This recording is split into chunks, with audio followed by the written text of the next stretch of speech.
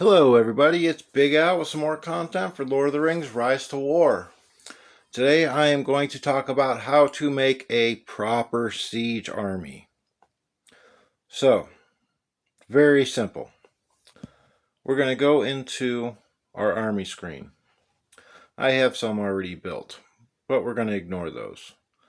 I'm going to build a formation. So, the way to properly build a siege army formation is this. Hey look, here's a commander I don't use for my main or my B team, or for mobs. Hey, here's another one. Here's another one. Here's another one. So what I mean by this is if you are not using your commander in a fighting army, in a tiling army, in a mob army, guess what?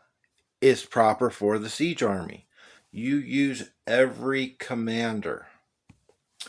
So now that I have the commanders that aren't in my fighting armies, I'm going to select units. So for siege, you want to pick units that have the highest siege ranking.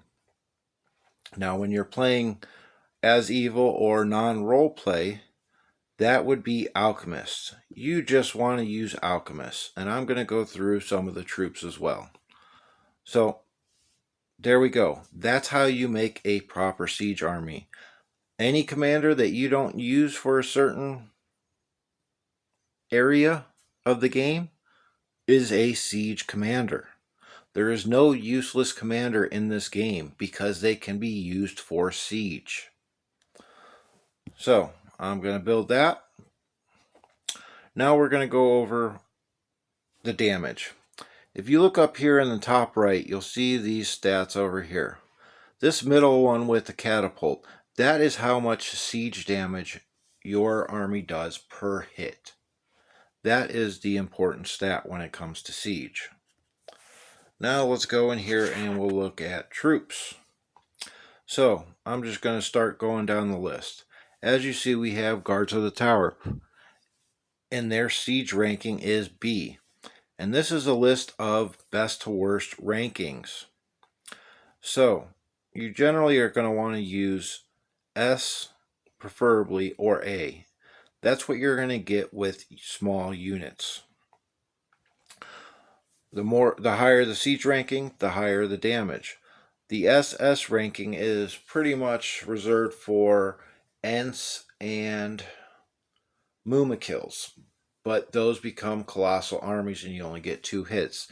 They do more damage, but cost-wise, they're not as effective as just using, say, Alchemists or another unit that does good siege damage. So we have Siege B in the Tower Guards. We have Siege B in Guardians. Now we're going to go to the archers that have Siege B, and these are because they are T3. Now let's go through the B tier. Some of them. Spearmen, as you see, Siege B, that's the same as Tower Guards. Now we're going to go to the archers. Siege B. Wardens, Siege B. Shield Bearers, Siege B. Now here's one that I want to take special note of, is the Sappers. The Sappers have Siege A ranking. They are the Tier 2 version of the Alchemists. So that's Siege A. Now let's go to Breakers, which is the Tier 1 level of the Alchemists. As you see, they have Siege A. So, with that being said, you are better off making Breakers T1s than the Sappers, because the T1s are going to cost you less resources and they are going to do the same amount of siege damage. They are also great for tile flipping because they are a cheap troop. But when you get everything upgraded to Alchemists, you want to use Alchemists. We're going to go to the T1 Elf ranged units, and as you see, Siege C. Very bad for siege damage. Now let's go to cavalry, medium units. As you see, Siege C, Siege C, Siege C, Siege C. So what I'm getting at is you don't want to use horses for siege. You want to use alchemists as the first choice because they give the most siege damage for a small unit. But then we're talking about if, say, you don't have them and you are just playing role play. Okay, let me go over here to Dwarf Footman, Siege B. Now we're going to go to the Guardians, Siege B. So again, just like with the Sappers, the Breakers, and the Alchemists, you're better off making Footmen for your siege. They are cheap. They can, if they die, it's not a big deal. Okay, same thing with Militia.